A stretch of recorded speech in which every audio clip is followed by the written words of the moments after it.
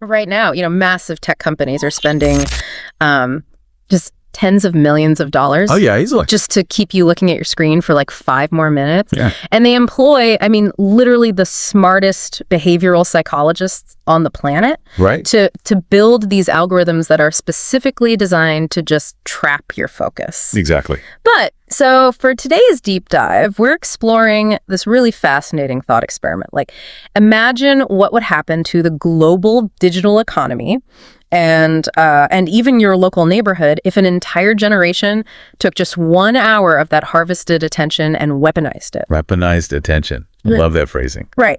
So we're looking at this source material today. It's a dialogue between 2 young people in India, and they're unpacking the cultural habits of Gen Z. Mm-hmm. And the core mission here, our mission for this deep dive, is to really understand the mechanics of this radical behavioral swap. Yeah. Redirecting just a fraction of our passive daily screen time toward active local problem solving. And we aren't talking about some minor lifestyle tweak here. Yeah. The stakes they lay out in this premise suggest that if billions of scrolling sessions suddenly lose their audience, well, the foundation of the modern internet is heavily disrupted. Yeah, it's like it's a mental palate cleanser, really. Okay. Because if you think of our daily doom scrolling habit, like eating junk food. Yeah, that's a good way to put it. We're talking about swapping out just 1 hour of that diet for something highly nutritious. Right. And this premise, it fundamentally challenges the whole architecture of the attention economy. Yeah. Because the entire digital infrastructure that we, interact with every single day, it's built on this assumption of passive consumption. Mm-hmm. So if a significant demographic like Gen Z in India, which represents hundreds of millions of people. Oh, wow. Yeah. Right? If they decide to withhold even 25% of their typical scrolling time, you are looking at a catastrophic loss of inventory for advertisers. And data brokers too, probably. Exactly. But before we get to that, the massive macroeconomic impact, the concept has to survive the immediate, deeply ingrained skepticism. Right. Because any call to action these days is just met with like an eye roll. Completely. And the thought experiment proposes this. Instead of scrolling for 4 hours, what if people spend 1 hour fixing something in their immediate environment? Yeah. And the immediate counter-argument that the boy presents in the source material, it perfectly mirrors our collective societal exhaustion. Oh, the part about the sleep schedule. Yes. He jokes that they can barely fix their own sleep schedule, let alone fix India. Yeah. And look, I have to agree with him on some level. Sure. Because asking a generation that is notoriously burnt out to suddenly, tackle infrastructure or corruption, it feels like a massive leap. It does. Like, we're talking about people who are sleep deprived, dealing with economic anxiety. Right. They just want to zone out. Exactly. They get to the end of the day and just want to turn their brains off. So telling someone in that state to go fix a pothole or fight misinformation, it seems tone deaf. I hear that. So how does this concept bridge the gap between complete exhaustion and monumental civic action without sounding like, just another motivational lecture? Well, it actually bypasses the lecture by accurately diagnosing the exhaustion itself. Okay, how so? The analysis here, it doesn't fall into that lazy generational trap, labeling young people as lazy. Right. The whole kids these days thing. Exactly. It actively highlights that this demographic is full of creators, entrepreneurs, activists, volunteers. Yeah, that's true. So the exhaustion isn't from a lack of capacity. It's from a misallocation of energy. A misallocation. Right. The barrier is that their energy is being poured into this cycle of passive observation and vocal frustration. Oh, I see. People are highly aware of the problems. They see the garbage, the traffic, the corruption. Right. They're filming it and posting it online. Exactly. And they expend immense emotional energy complaining about it. But that energy dissipates into the void of a comment section. Wow. Yeah. It just vanishes. It never translates into kinetic action. So the cynicism, like the jokes about not being able to manage a sleep schedule, is that actually functioning as a psychological shield? Yes, precisely. Like when the scale of the problem feels too big, we mock our own inability to solve it just to survive the cognitive dissonance. That's exactly it. Because sitting there doing nothing is uncomfortable. So it's much easier to leave a sarcastic comment on a video of a flooded street than to internalize the reality that, hey, the street is broken and no one is coming to fix it. And that cognitive dissonance, that uncomfortable feeling, that is exactly what the algorithms monetize. Wait, really? Well, they feed you a relentless stream of societal failures because outrage captures attention better than almost anything else. Oh, right. Because you can't look away from a train wreck. Right. So you are trained to observe and react repeatedly until this state of learned helplessness sets in. Learn helplessness. That's a heavy term. It is. Wow. You start to feel like the problems are insurmountable because your only interaction with them is through a screen that you cannot control. Yeah, that makes so much sense. But the thought experiment recognizes this conditioning and proposes flipping the mechanism. Okay. It asks, what is the sheer mathematical power required to make a random 10-second video go viral? Millions of people watching it. Yes, millions of people giving it just 3 seconds of attention. Right. If you extract that exact same mechanical power and apply it to a tangible problem, the scale of the issue suddenly matches the scale of the workforce. Okay, but doing that requires a tool, right? Like if we accept that the energy is there and the cynicism is just a defense mechanism, Yes. we still have to identify the lever we pull to actually make this shift because we are conditioned to think we're completely powerless to fix a city or a country. Because we don't hold traditional leverage. Exactly. We don't have seats in parliament. We don't have billions in venture capital. We aren't making geopolitical policy decisions. Right. So we just default to thinking we have no currency in the fight. And this is where the paradigm in the text just strips away all those traditional excuses. Really? Yeah, it systematically eliminates money, political power, and institutional influence as the necessary tools for change. So what's left? It identifies the true ultimate weapon of this era, which is attention. Attention. Yes, and when you look at the behavioral economics of the modern world, this isn't hyperbole. Right. Attention is the most aggressively mined resource on the planet right now. Wow. Multinational corporations spend tens of millions trying to capture it. Political campaigns are entirely structured around directing it. Yeah, I mean, the physical hardware in your pocket and the software on your screen are meticulously engineered to extract it. Exactly. So we are walking around feeling small and powerless, yet we are holding the exact geopolitical goldmine that these massive institutions need to survive. We possess the most valuable asset in the modern economy. And we're just giving it away for free to watch, like a dance trend. Exactly. And once you realize your attention is a literal currency, it completely changes how you spend it. Right. It moves from something you just kill time with to an asset you can actively invest. Okay, so that reevaluation of worth, that's the pivot point from theory to application. Yes. Because acknowledging attention as a weapon is kind of useless if you don't have a tactical manual for how to wield it. Right. You need a plan. So the transition here is moving from a default state of consumption to a deliberate state of creation. Yes, and the source material introduces this brilliant reframing mechanism. They call it scrolling for solutions. Scrolling for solutions. I like that. Yeah, so instead of letting the algorithm dictate your emotional response, you use the algorithm as a diagnostic tool. Oh, interesting. You're scanning the environment to identify where your localized attention can actually be deployed. Okay, so practically speaking, what does weaponized attention look like on, a random Tuesday afternoon? Let's get really granular here. Yeah. Because the thought experiment outlines very specific microactions, right? It does. Like if you see a video of a garbage-filled street, the default algorithmic behavior is to leave a sad emoji or a frustrated comment and just keep scrolling. Exactly. But the weaponized behavior is taking 5 minutes, finding the local municipal portal, and officially reporting the issue. Yes, that's one he's one. Or like if you see a sensationalized news headline in a family group chat, the default is to passively absorb it or forward it. Which happens all the time. Right. But the weaponized behavior is taking 3 minutes to cross-reference it and reply with the verified facts. And it applies to positive friction as well, not just fixing bad things. Oh, really? Look what? Well, if someone in your network needs a blood donation, you amplify the signal. Oh, okay. If someone wants to learn a skill you have, you offer 15 minutes to teach them. Yeah. If they have an idea, you offer feedback. These are all microscopic injections of agency into a system that is designed for passivity.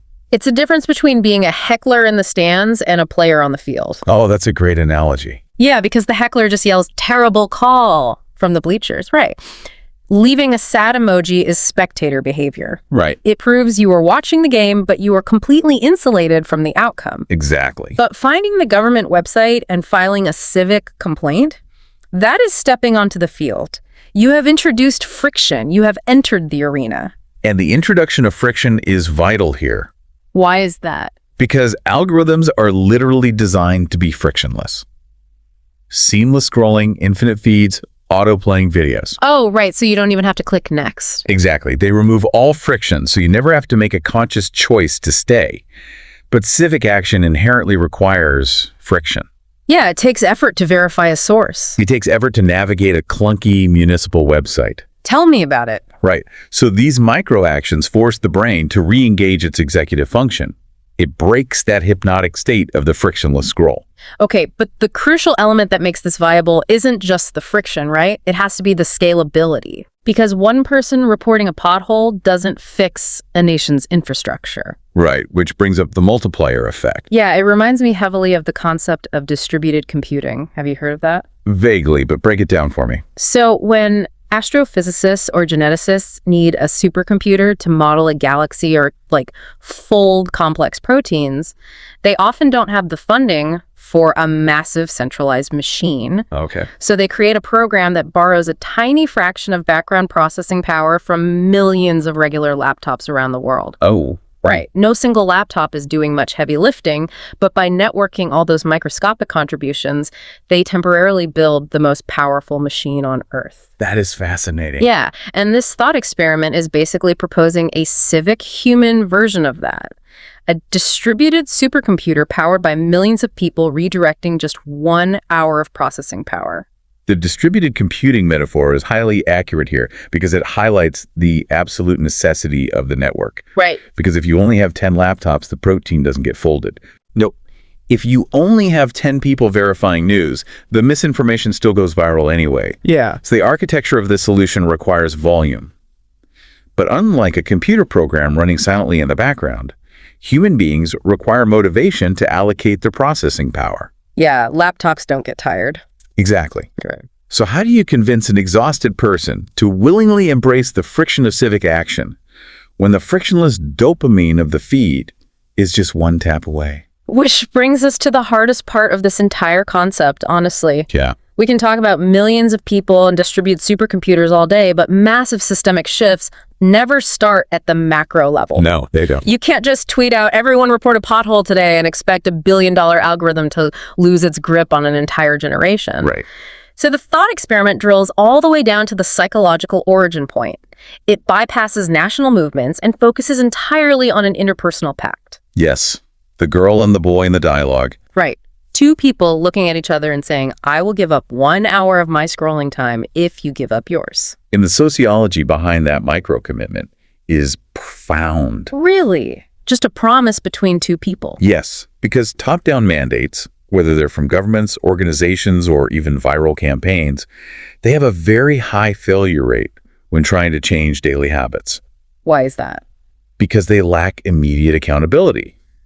If you fail a national challenge, nobody knows. Right. No one cares. But if you break a promise to a friend you see every day, the social cost is immediate. Oh, yeah, the guilt factor. Exactly. Yeah. By making a peer-to-peer pact, they're essentially creating a micro-community of two. They're binding the behavioral change to a relationship rather than some abstract civic ideal. I understand the sociology of peer accountability, I really do, but let's be realistic about the opponent here. Okay, play devil's advocate. We are talking about algorithms engineered by the smartest minds at massive tech conglomerates, right? Backed by unlimited funding, using predictive modeling to exploit our deepest psychological vulnerabilities. Yes. Is a handshake deal between two people trading an hour of screen time actually going to withstand that level of behavioral conditioning? I mean, the algorithm knows exactly what triggers you. Your friend just knows you promised to log off. That's a very fair point. And if the battle was purely about willpower, the algorithm would win every single time. Right. Willpower is a finite resource, and predictive modeling is infinite. But the pact isn't relying on willpower alone. It's not. No, it relies on rewiring the brain's reward system through the neuroscience of agency. Okay, break that down for me. The thought experiment outlines a fundamental shift in the questions these individuals ask themselves. They move from asking, what is wrong with our country, to asking, what can we do about it? Ah, so the shift from passive observation to active intervention. Precisely. When you continually ask, what is wrong, your brain remains in a state of threat detection and anxiety. Yeah. You are essentially a victim of your environment, experiencing the stress of the problem without the neurochemical release of actually solving it. Wow. But when you ask, what can we do? You activate your agency. Let's look at the neurochemistry for a second. Okay. Algorithms provide continuous, low-grade hits of dopamine. Right, the reward chemical. Well, actually, it's the neurotransmitter associated with anticipation and seeking. You scroll because you anticipate the next video might be funny or shocking. Oh, I see. It's a perpetual cycle of seeking without ever achieving true satisfaction. You're just pulling the lever on the slot machine over and over again. Yes, but when you engage in the friction of the real world, when you spend that hour teaching a skill, or you successfully get a piece of local infrastructure fixed, you trigger a totally different neurochemical cascade. Likewise. You still get dopamine from the pursuit, but you also get serotonin and endorphins from the accomplishment and the social connection. Oh, wow. This creates a much deeper, more sustainable sense of satisfaction. The feeling of earned agency, of proving to yourself that you can actually alter your physical environment, is highly addictive in its own right. I never thought about it like that. Yeah, so the handshake pact is just the spark required to get past the initial friction. Once they experience the reward of actual agency, that feeling becomes the fuel that sustains the movement. Competing directly against the hollow dopamine of the algorithm. Exactly. The psychology of earned agency versus learned helplessness, that is so powerful. Once you realize you aren't just a captive audience member in your own life, you stop accepting the narrative that you are powerless. Right. And as this thought experiment suggests, a demographic that stops acting like a target audience and starts acting like the authors of their own environment, that is a force that institutions are completely unprepared for. They're completely unprepared because all of their models are based on predictability. The attention economy relies on the predictable passivity of the user. If the user suddenly becomes unpredictable, if they start hoarding their attention and spending it locally instead of digitally, the entire predictive model just breaks down. That is wild. So as we wrap up this exploration, I want to challenge you, the listener, to do a quick mental audit of your own behavioral patterns today. Good idea. Think back over the last few hours you spent looking at a screen.